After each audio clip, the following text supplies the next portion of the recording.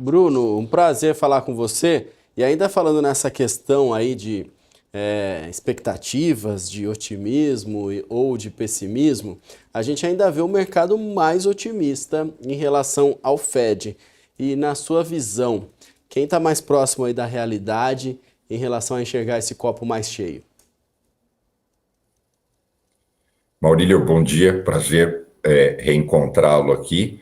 É, eu diria que a gente consegue ter realmente. Eu comentei isso numa outra entrevista, que há cerca de um mês e meio atrás, o presidente do Banco Central Europeu, ele foi um dos que eu admirei, porque ele disse de uma maneira muito transparente o seguinte: a gente não faz ideia do que vai acontecer e qual política monetária a gente vai ser obrigado a assumir.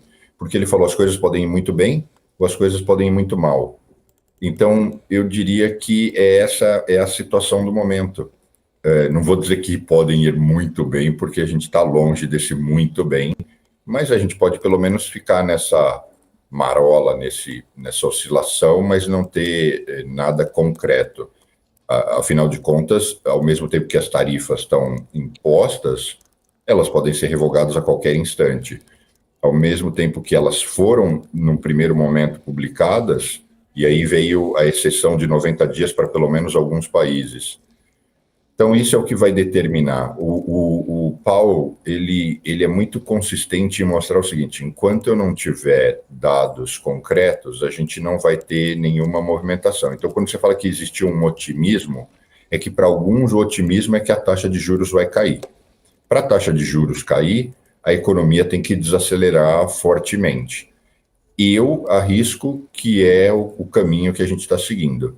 Eu acho que a economia vai desacelerar, mas eu tenho dúvidas até que ponto a inflação não vai ser pressionada pela imposição das tarifas, que o principal fornecedor, que é a China, não é nem que continua alta, né? A tarifa está, assim, absurda, assim, inaceitável. O que se lê e o que se conversa aqui é que quase todas as empresas que podem estão paralisando as suas cadeias de suprimento, pelo menos nesse momento, para ver como ficam as coisas. O que eu quero dizer com isso? Empresas têm containers para embarcar, estão dizendo o seguinte: não embarca, segura aí no depósito, no warehouse ou no porto, e vamos ver o que vai acontecer e vamos tentar trabalhar com estoque já existente. Isso, consequentemente, pode, semelhante à pandemia, que teve falta de algumas cadeias. Quando eu falo cadeia, as pessoas podem se perguntar, mas do que você está falando? Pode faltar para-choque de carro, que é feito na China. E as cadeias que não estão sendo interrompidas são aquelas que têm uma importância enorme, como medicamentos e alguns outros suprimentos.